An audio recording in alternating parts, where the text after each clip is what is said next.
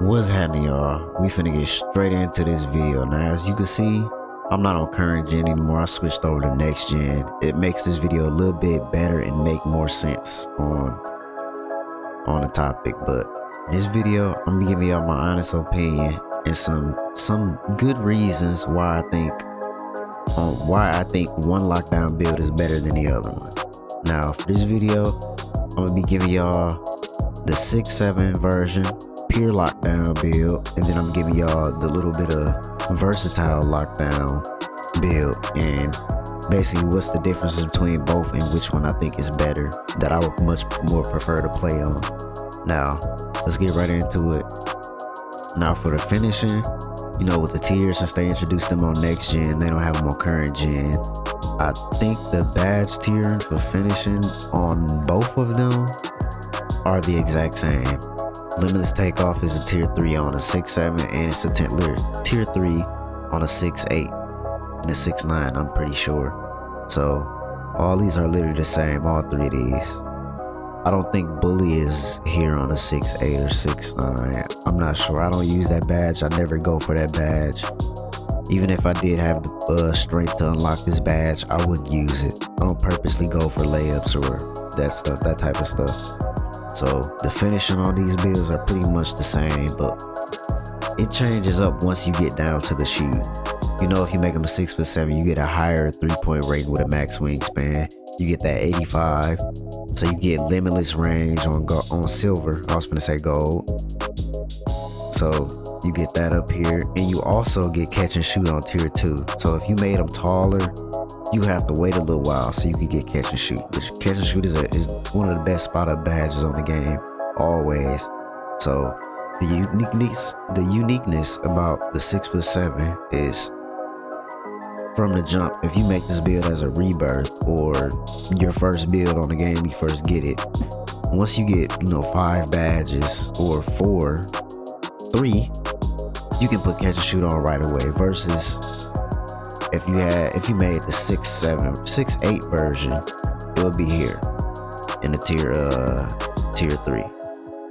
Now later on this video, I'm gonna switch over to the 6.8 version and show y'all what stuff is different too, so you can see it for yourself. But then we get out here to the playmaking, pretty much the same.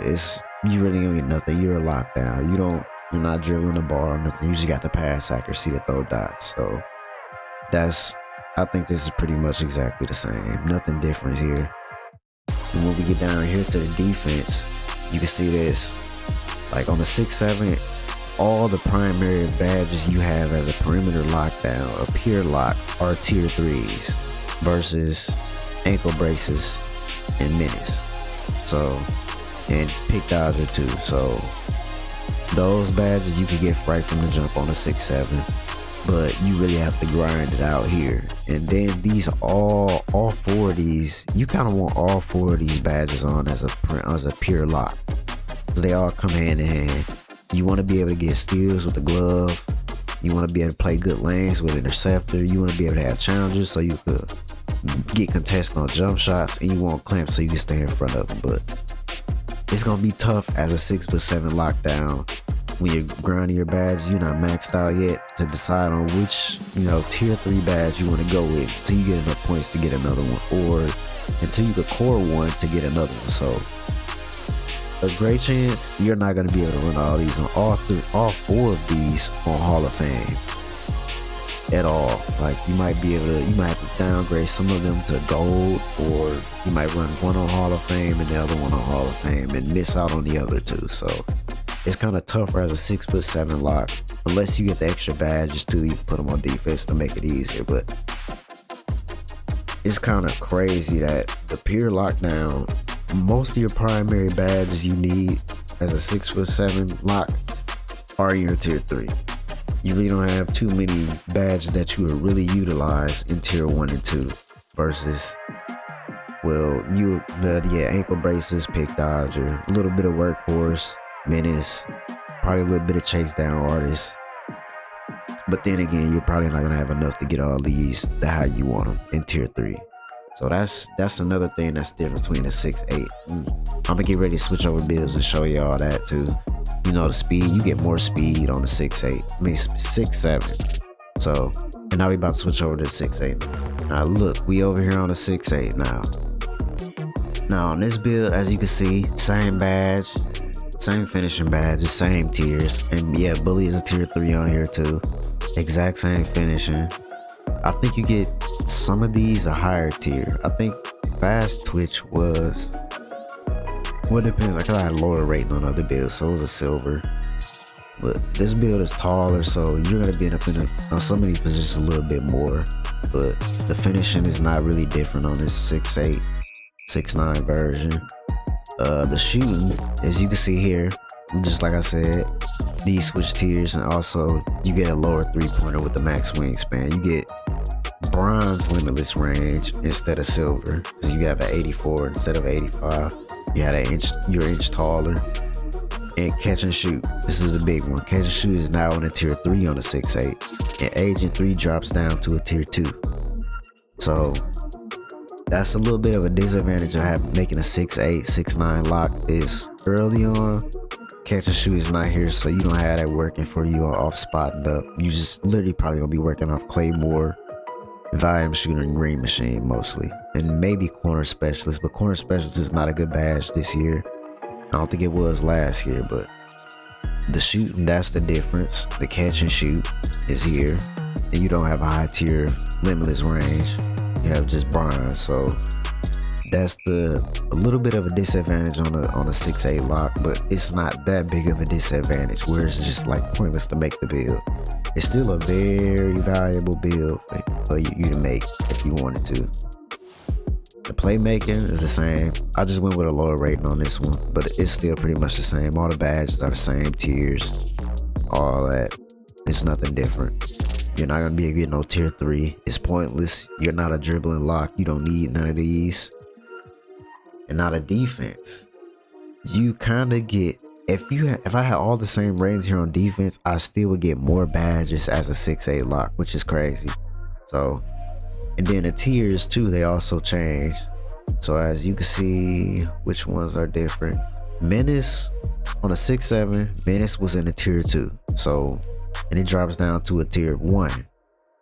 Interceptor was actually a tier 3, and it dropped down to a tier 2. Glove was a tier 3, and it dropped down to a tier 2. Anchor actually went up from a tier 2 to a tier 3, and Rebound Chaser went up to a tier 3. So very early on in the game, a 6'8" lock is probably going to be playing a little bit better defense than a 6'7", because you have Glove and Interceptor as soon as you want it and you need it. And Menace is a lower tier too, so. But it's like you don't get the same badges on the highest tier. Like you don't get Hall of Fame Pick Dodger, you don't get Hall of Fame Glove, Hall of Fame Interceptor, Hall of Fame Clamps. The gold is still great. Hall of Fame Challenger either. You get gold. Most of the gold badges have been 6'8" or 6'9", which a lot of these badges from gold to Hall of Fame, it's not really a big boost, honestly. And if you know how to play defense, the gold is not gonna seem much difference from Hall of Fame. So that's something I like about this build. This build, if you make a 6'8", 6'9", you can spread your badges out a lot easier, considering the fact you don't have them on the highest tier, and also they're not as expensive, meaning you don't have to spend 7 or 8 points to get Hall of Fame. And the tiers are different. So early on as a lock, if you're a bigger lock, you get a little bit more bang early on than later. I mean, you're still gonna be struggling a little bit as a 6'8" versus a 6'7", because Clamps is a tier 3, so you have to grind your build out. Challengers are tier 3 too. But you still have Menace, so you can get bumpy, ankle braces, so you're not getting stun animations and all that. Interceptor, you could play lanes early on. Glove, you get steals off people, pluck the ball and all that. So being a 6'8" is a little bit better early on in the game. But honestly, the versatility of being 6'8" as a lock is it's a higher, because you can see a 93 block. So you get that gold anchor, which is crazy. So you could really play that let me die defense on a 6'8", and you could really get some stops.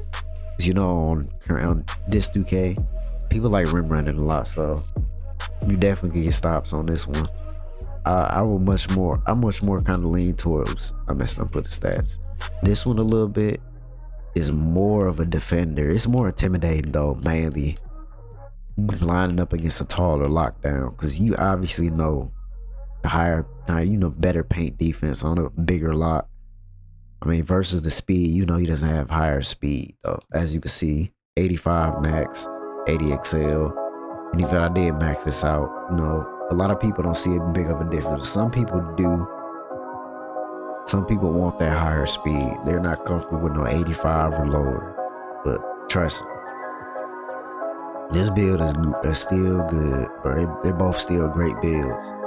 You don't get that 99 steel or 97 perimeter D. 92 to 95, they're not that far from them too. So honestly, both of these, you can't go wrong with making either one of these lockdown builds. They're both going to get you very far. But in my honest opinion, which one I think is better, I would have to go with the 6A lock. I just like being versatile on defense. That's all. Like, the 99 steel is great, but I don't think you really need a 99 steel. It's considering how easy it is to get plucks on here. You can have a 25 steel and we get plucks on people, which is crazy on this game. But that 95 and 92 is a great perimeter defense for you to guard these little 6'1" guards on the perimeter. Keep up with them perfectly fine. I know it's enough. The 85 interior, you can even go to the lower interior, but you're bigger, so you might get a little bit more contest, and it's a little bit more intimidating. I doubt people will really be trying to take you to the rim with you being 6'8", 6'9", versus you being 6'7". And then the rebounding too. The rebound is a lot better. I think you actually get a 99 rebound on a 6'8" lock, which is crazy. So this build, literally, you can play back end with this build. Basically play big on this build on a 6'8", 6'9" lock, and still go up top and guard on ball. So really, you're like, this is like a Scottie Pippen type, Dennis Rodman type build. This build is very aggressive on defense, considering the fact you can go anywhere on the floor and be completely comfortable with your switch. So that's one thing where this build shines over the 6'7" lock, because most 6'7" locks don't have no interior D. They probably don't have block. They probably don't have rebound. They just have 99 steel, 99 or 97 perimeter.